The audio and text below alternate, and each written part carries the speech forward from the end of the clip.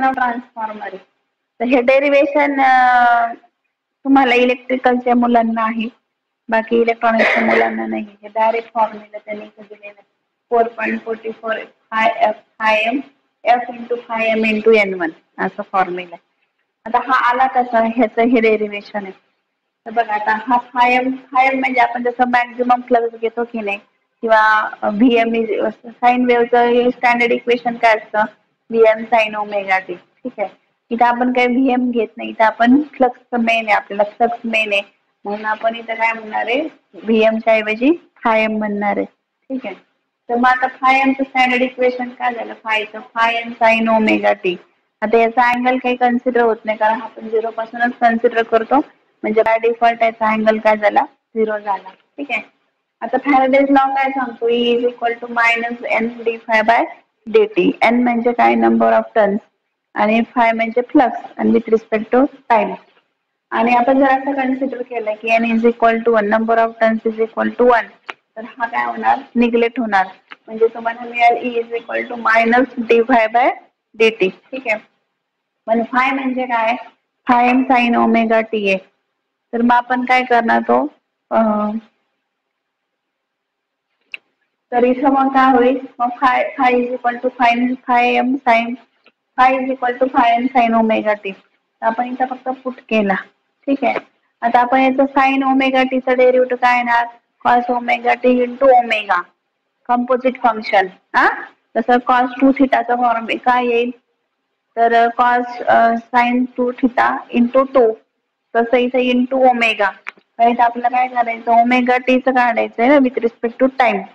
तसं sin ωtचं derivative झालं cos ωt, आणि ωtचं परत डेरिव्हेटिव्ह झालं × ओमेगा. म्हणून इथं आला मायनस साईन तशीच राहिली, φm ओमेगा cos ωt. पण cos 0, आता cos 0 काय असतो, नेहमी 1 असतो, म्हणून इथं प्लस किंवा -1.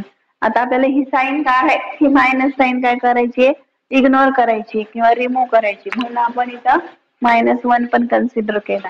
मग इथं काय झाला, तर मग cos ωt जर काढून घेतला तर शिल्लक काय राहिला, φm ωt एवढं शिल्लक राहील ना. म्हणजे बघा E max काय राहिला, ओमेगा × φm राहिला. पण ओमेगा म्हणजे काय असतो, 2πf असतो. आठवतंय का, आपण घेतलेलं आहे. तिथं ओमेगा = काय होईल, 2πf. मग हे इक्वेशन मध्ये पुट केलं म्हणजे मग इक्वेशन मिळालं तुम्हाला 2πf × φm. ठीक आहे, पण आपल्याला काय पाहिजे, RMS व्हॅल्यू ऑफ हे पाहिजे, E ची व्हॅल्यू. E म्हणजे EMF, ही RMS व्हॅल्यू. तर तुम्ही मागच्या सेमला AC फंडामेंटल मध्ये फॉर्म्युला शिकला, VM = 0.707 × RMS. आठवतंय का, तर 1/√2 म्हणजेच 0.707. तर इथं फक्त √2 घेतला तर अर्थ एकच आहे. तर मग इथं काय, RMS व्हॅल्यू म्हणजे E max आपण √2, पण E max किती आला आपला, 2πf × φm. मग तो पुट केला तर √2 ह्याचा 2 काय झाला, कॅन्सल झाला. आता हे लगेच मुलांना कळत नाही म्हणून मी अजून स्प्लिट केलंय ते. तर 2 = काय झाला, √2 × √2. तर एक √2 एका √2 काय झाला, कॅन्सल झाला. आन्सर आलं √2 πf × φm. तर जर तुम्ही जर √2 × π जर केलं तर तुम्हाला कॅल्सीवर सापडेल 4.44 f φm. हे स्टँडर्ड इक्वेशन झालं. पण आपण समजा E1 काढतोय, म्हणजे प्रायमरीचं EMF काढत असेल तर त्यांना मल्टिप्लाय काय करायचं, number of turns of primary म्हणजे N1. आणि जर तुम्हाला E2 पाहिजे असेल तर number of turns on secondary म्हणजे N2. तर फॉर्म्युले दोन्हीचे सेमच आहे, फक्त प्रायमरीसाठी N1 वापरा आणि सेकंडरीसाठी N2 वापरा.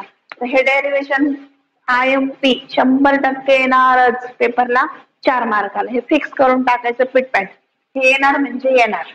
ओके.